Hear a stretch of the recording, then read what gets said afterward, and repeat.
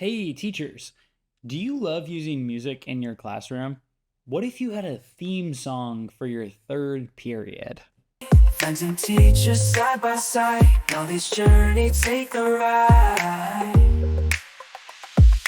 Hey, hey, third period, get ready, we're gonna fly. What if you could produce a catchy jingle in order to teach your students the quadratic equation? When you've got a problem, the quadratic kind, x squared plus bx plus c, we'll find the roots, just follow me. Your students prefer K-pop? Okay, let's change it to that. You've gotta remember a quadratic kind. X squared plus bx plus c.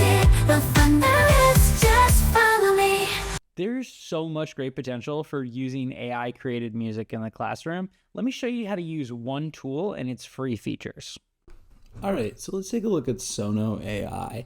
You should be able to easily find it here with a Google search, and we do need to sign up here, but you can do that easily by using a Google account, a Discord account, or a Microsoft account if you have either of those for your work.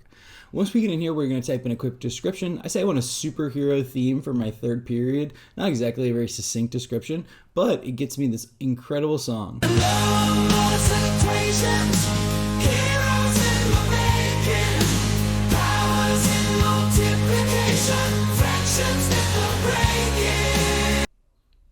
Fun, but I want to get a little more specific here.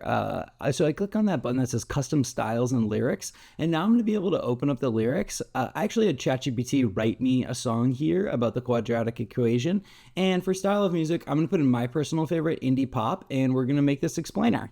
X equals negative b, plus or minus the square root of b squared minus 4a, all over 2a, that's the... Awesome. So while this fits my style of music, my students aren't going to like this. So I'm going to go ahead and go in here and reuse the prompt, and I'm going to click K-pop, and I'm going to set that to the style of music, and let's take a look at how this gets changed so quickly using this technology.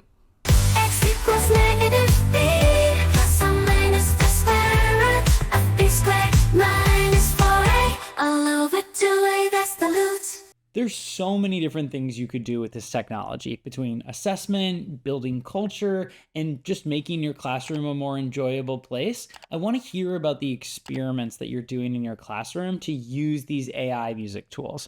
Please let me know what you're up to. I really want to hear your stories of how you use AI music in your classroom.